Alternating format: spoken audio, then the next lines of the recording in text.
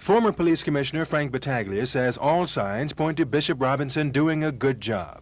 He's been in the business a long time, and he's had good training, and he's has the credentials, the education, and he'll be a good man.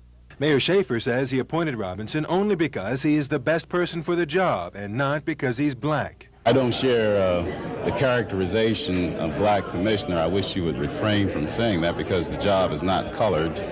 It is the new commissioner. Color doesn't matter. It's just the man, and I think he'll do a good job. But during last year's campaign for mayor, Judge Billy Murphy made it clear that Robinson's race was important to him, and now says he expects Robinson to end the racism and sexism Murphy says exist in the police department. He can create a better level of morale in the department because he eliminates racism and sexism and all the other isms.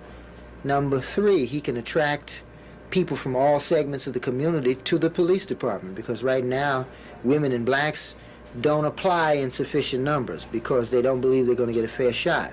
This story may be rather typical in that we are likely to hear more about Bishop Robinson than from Bishop Robinson. We tried without success to interview him today. He is a very low-key man who lets his actions speak for him. Kevin Brown, News Scene 2, Metro Reporting Team.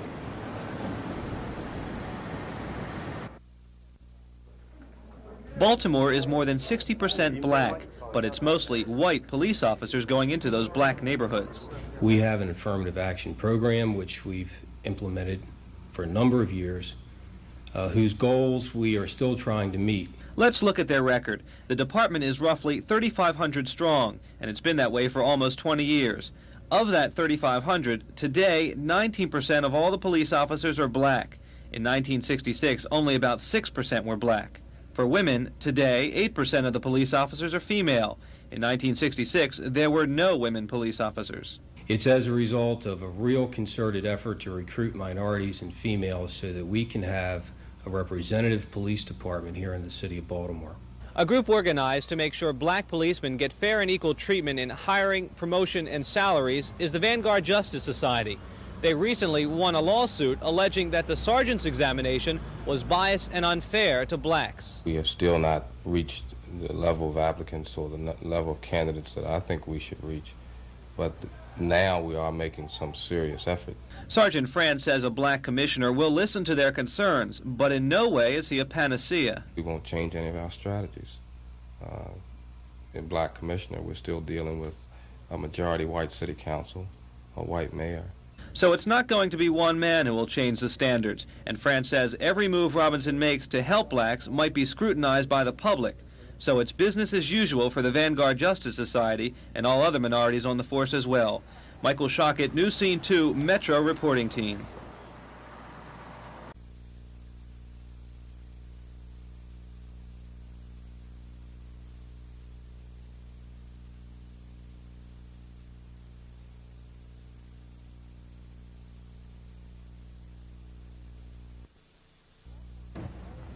Baltimore residents, old-timers and newcomers know where Kresge's is. It's in the Art Deco building on Park Avenue in downtown Baltimore. You can't miss it, and if you did, it's too late. It closed today, and 80 years of shopping tradition ended with the closing.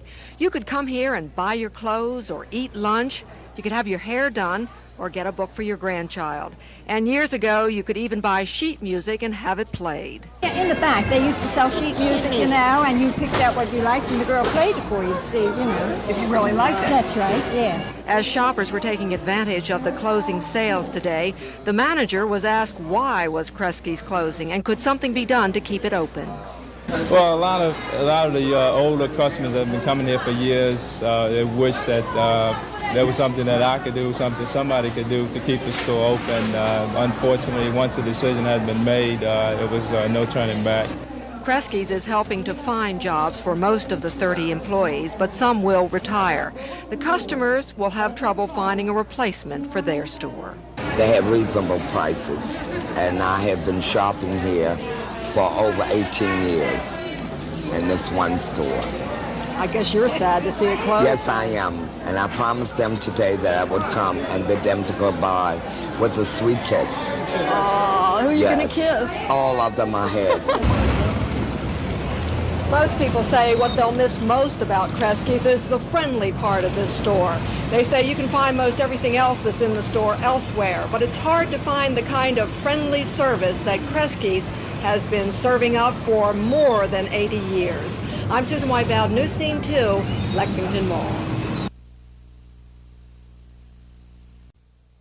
The three defendants sat emotionless as Judge Robert Bell announced the sentence. First, for 16-year-old Alfred Chestnut, the one prosecutors called the trigger man in the murder.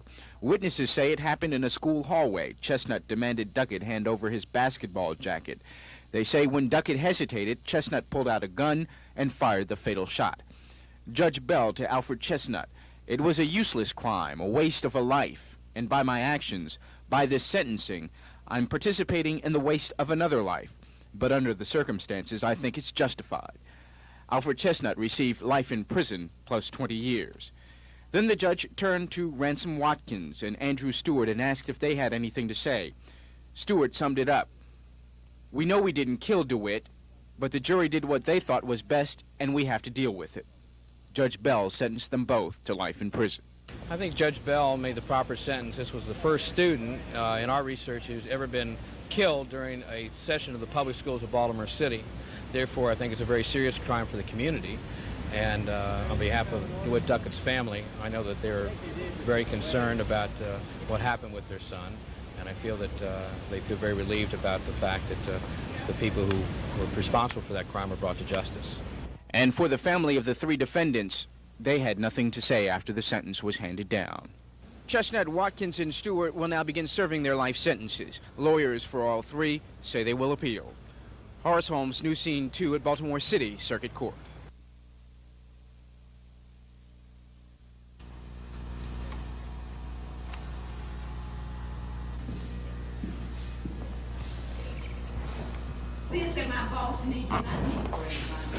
Yeah, that's right. Is this where he was shot? Carter.